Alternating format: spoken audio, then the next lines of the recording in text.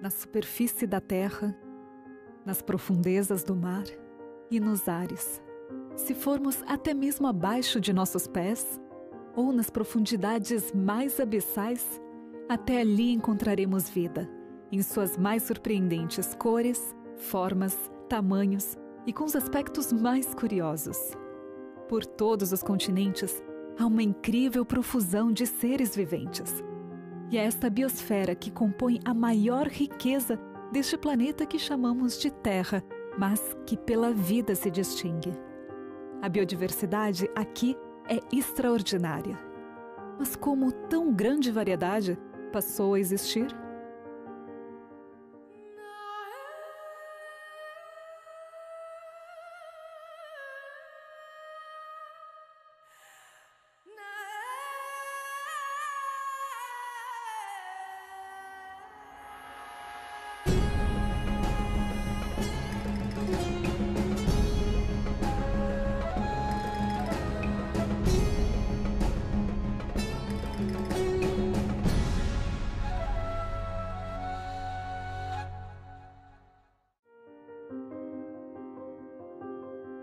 De organismos unicelulares quase invisíveis como as algas azuis, que embora de tamanho microscópico, juntas são responsáveis por mais de 50% do oxigênio de nosso planeta.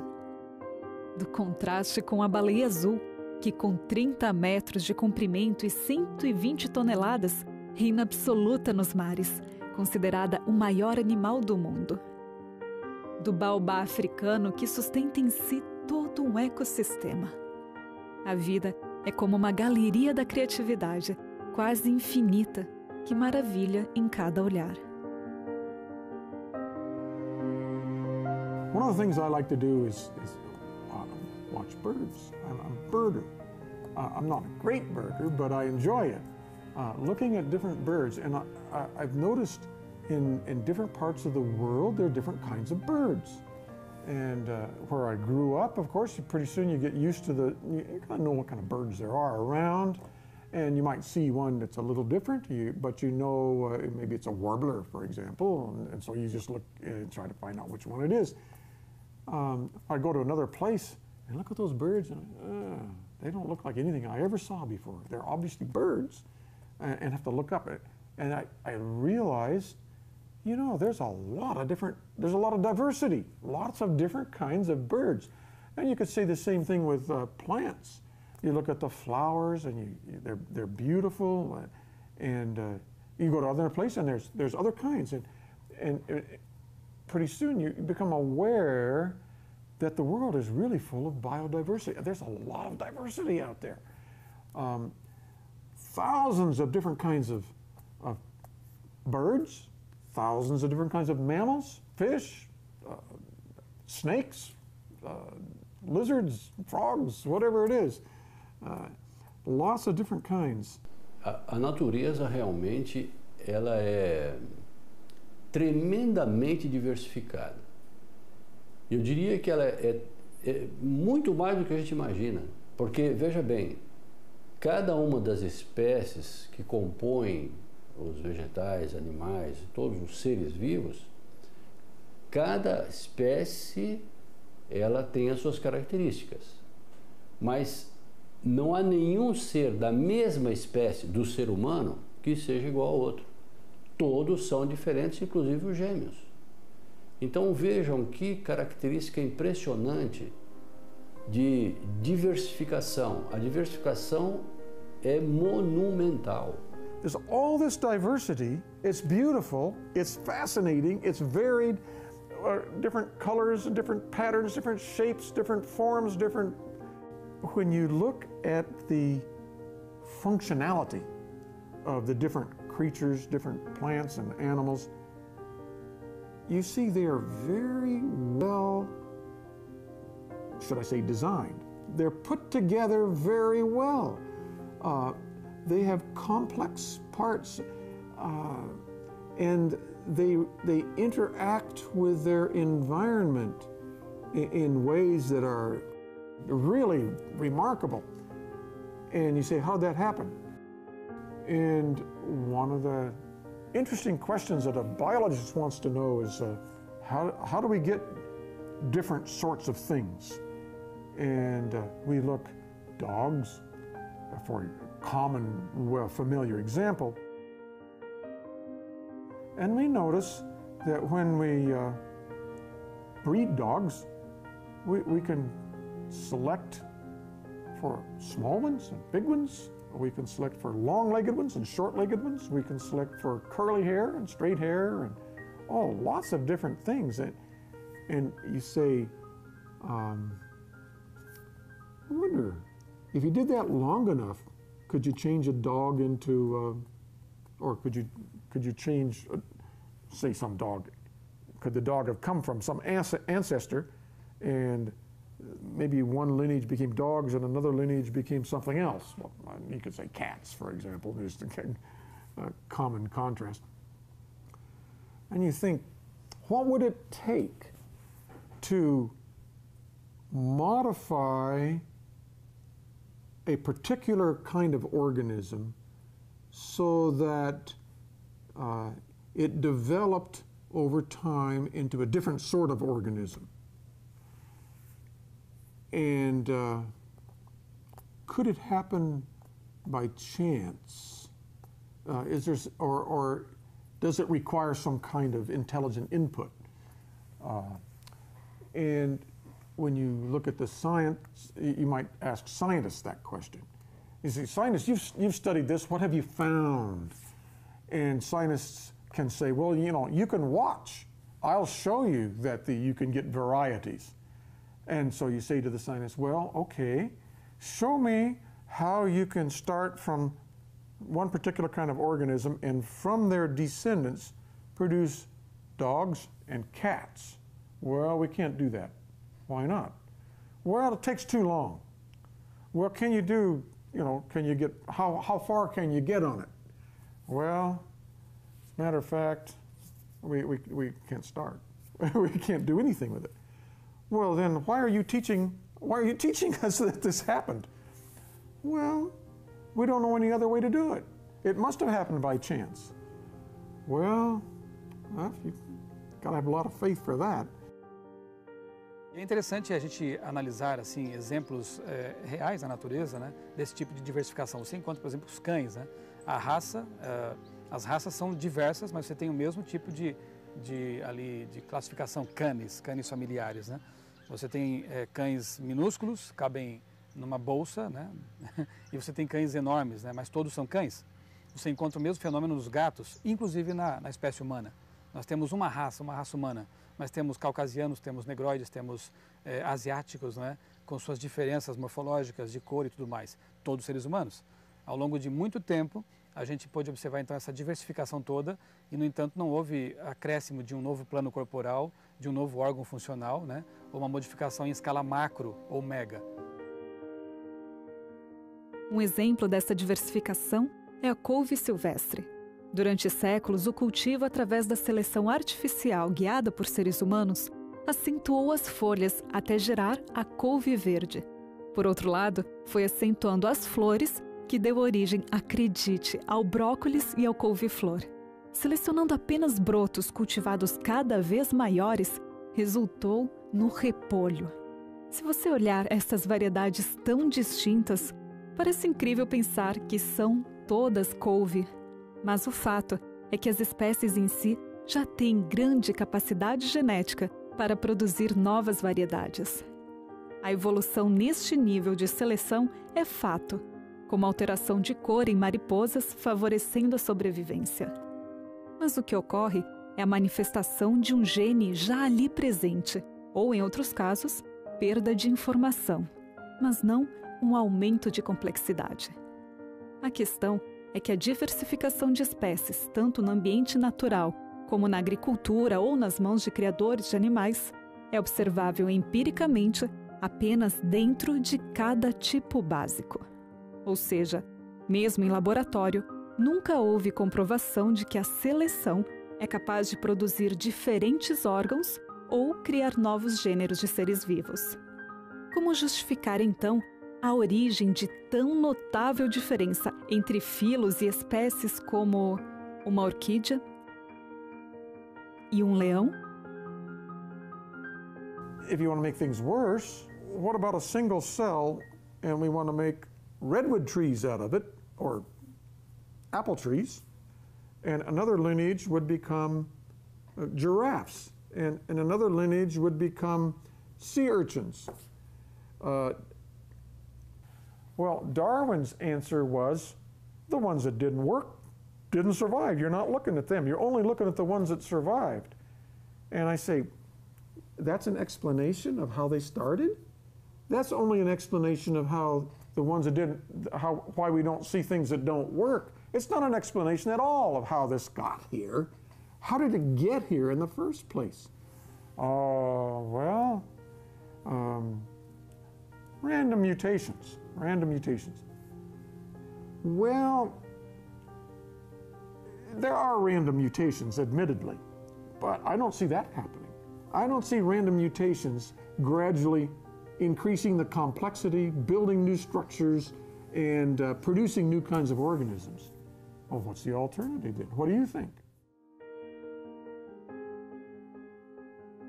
Os seres vivos foram dotados de grande poder de adaptação através de diferentes manifestações genéticas, observadas apenas entre os tipos básicos de seres vivos.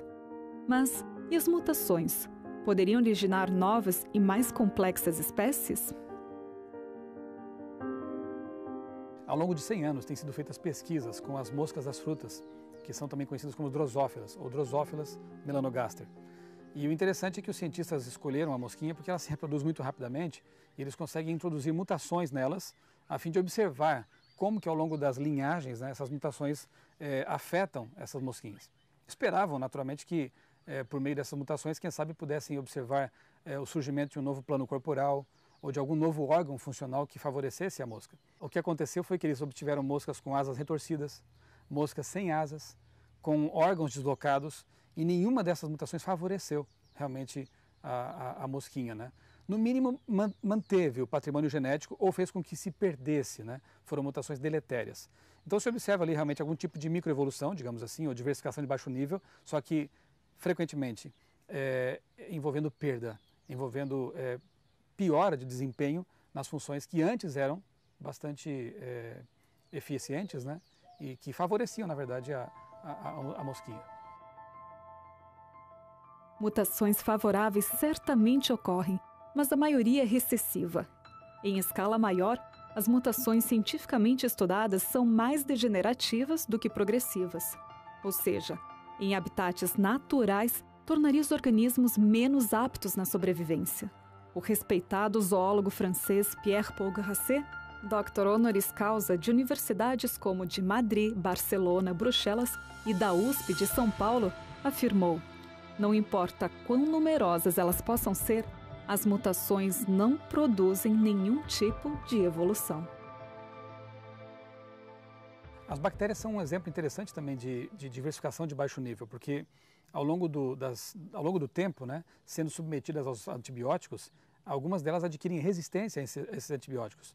Isso é usado como argumento para justificar a evolução, só que na verdade não procede muito, porque não houve nenhum ganho de informação para que elas pudessem adquirir essa resistência. O que houve foi modificação, limitada, por isso alguns chamam de micro, né? E manutenção da informação ou alteração dessa informação, e às vezes até perda. Há perdas que até favorecem, né, os organismos, mas não podem ser consideradas como evolução no sentido de favorecer assim, o surgimento de um novo órgão, de um novo plano corporal, enfim.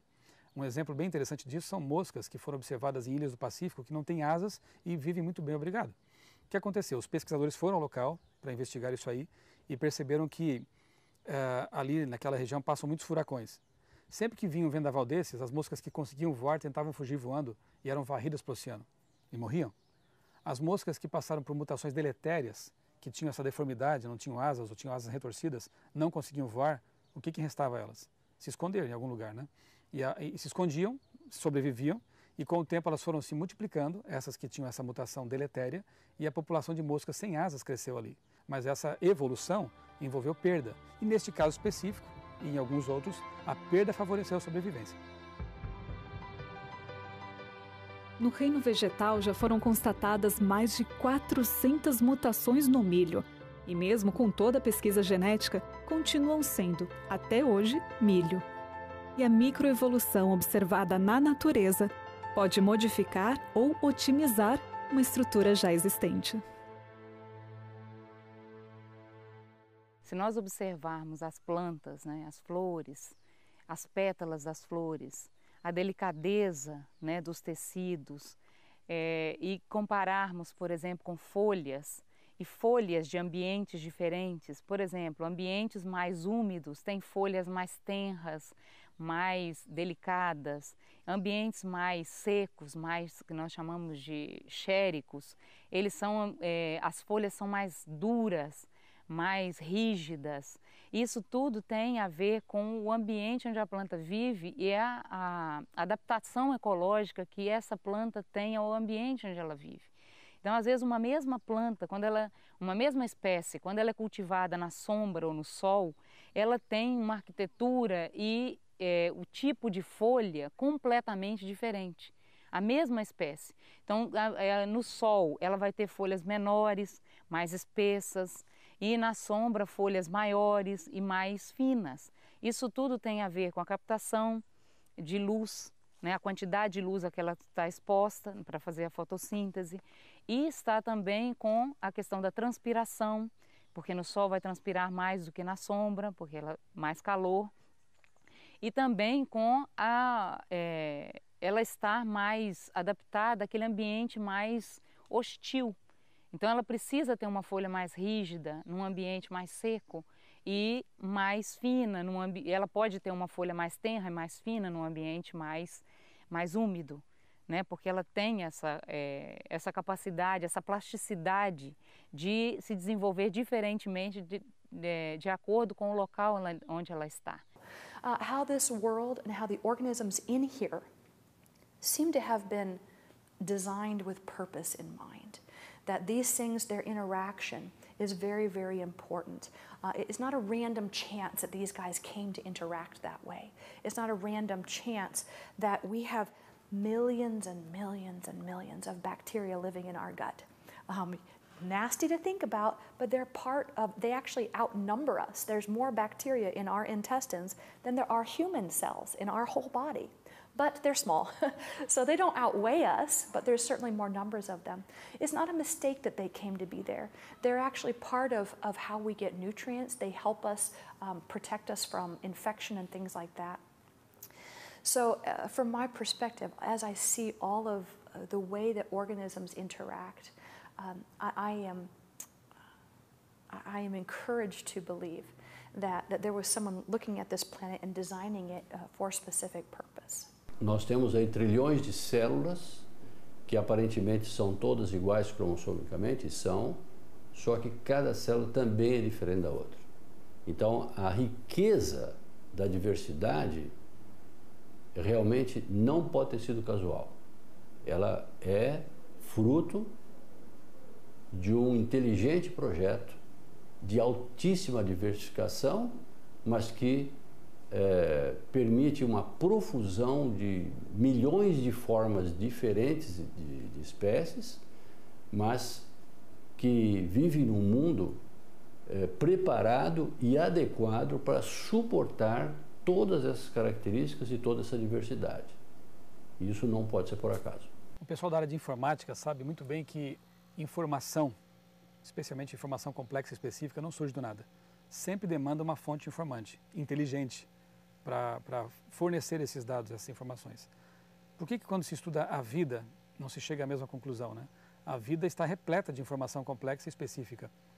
E para que essa informação exista, sem dúvida foi necessário que uma fonte informante inteligente tenha fornecido os dados também, né? Quando a gente estuda, por exemplo, as mutações, né, que são muitas vezes usadas como argumento para justificar o ganho de informação, a gente percebe que nunca houve ganho. Houve sempre perdas, ou no mínimo, manutenção desses dados, dessas informações, né? A chamada microevolução observada em vários organismos, como por exemplo as bactérias, né? Ou a diversificação de baixo nível, que é um termo talvez, uma expressão talvez até preferível, né? As bactérias, como eu citei o exemplo aqui, as bactérias, ao longo do tempo adquirem resistência aos antibióticos. E isso é usado como argumento muitas vezes para justificar a evolução, só que elas não se transformam em outra coisa além de bactérias. One of the things that can excite people about biodiversity, and especially my area, marine biodiversity, is giving people the opportunity to really interact with these incredible habitats.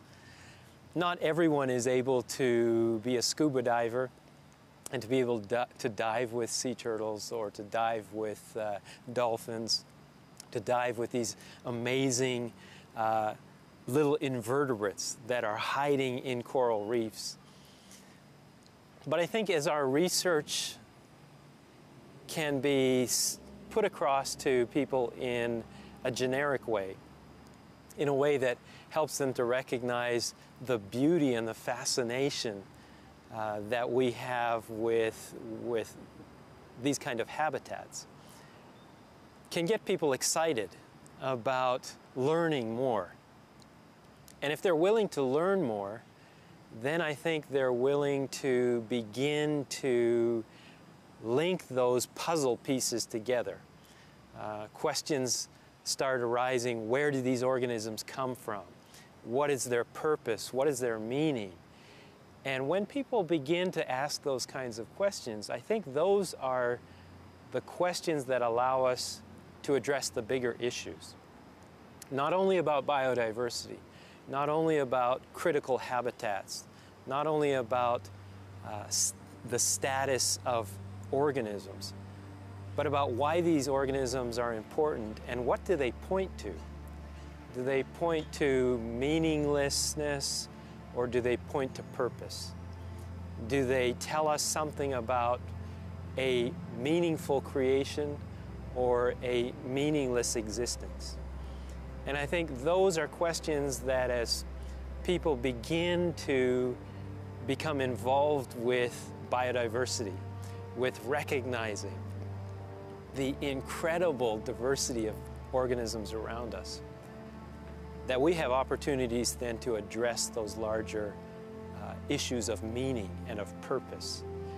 And I think that gives us an introduction to discussing those really big issues of life, where life came from, what does it mean, and what is our purpose in the universe as well.